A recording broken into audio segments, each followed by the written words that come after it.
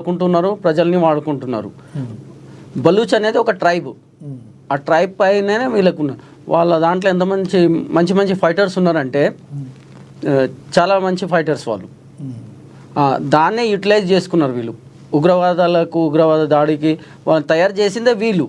BL అనేది sir చెప్పినట్టు Balochistan liberation army అని తయారు చేసిందే వీళ్ళు, పాకిస్తాన్ వాళ్ళు. ఇప్పుడు వాళ్ళు తయారు చేసిన వాళ్ళకి అగ్నెస్ట్గా అయినారు.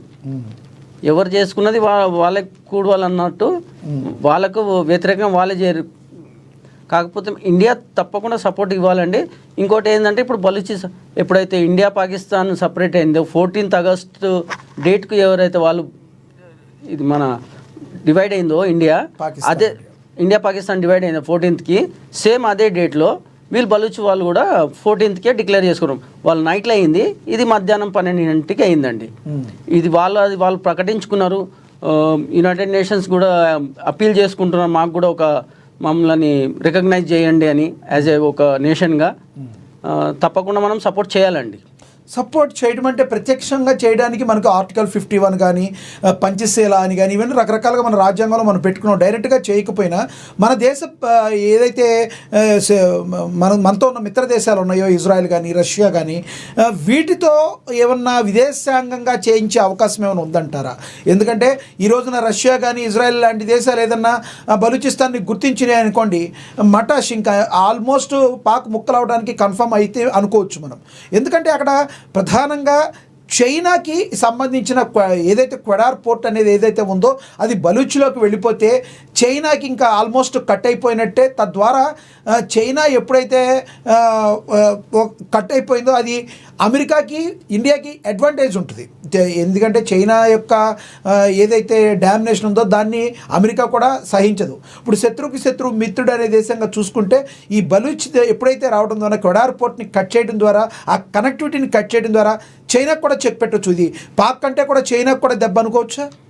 తప్పకుండా. ఇది చైనాకు కూడా చాలా డ్రాబ్యాక్ అవుతుంది, వాళ్ళకు కూడా నెగిటివ్ బాగుపడుతుంది. అలా చూసుకుంటే ఇప్పుడు చైనా అన్అఫిషియల్గా సపోర్ట్ ఇస్తుందండి. అమెరికా అన్అఫిషియల్గా పాకిస్తాన్కి సపోర్ట్ ఇస్తుంది మన పైన, ఇండియా పైన. సో మనం కూడా అఫిషియల్గా అయితే డిక్లేర్ చేయలేదు, బట్ అన్అఫిషియల్గా వాళ్ళకు ఏమైనా కావాల్సిన రిక్వైర్మెంట్స్ కానీ, వాళ్ళకు మోరల్ కానీ యుఎన్ ఒకవేళ అప్పీల్ పెట్టుకుంటే మనం కూడా మన తరఫు నుంచి, మన ఇండియా గవర్నమెంట్ తరఫు నుంచి వాళ్ళకు సమ్మతి తెలపడం కానీ అలాంటివి చేయొచ్చు.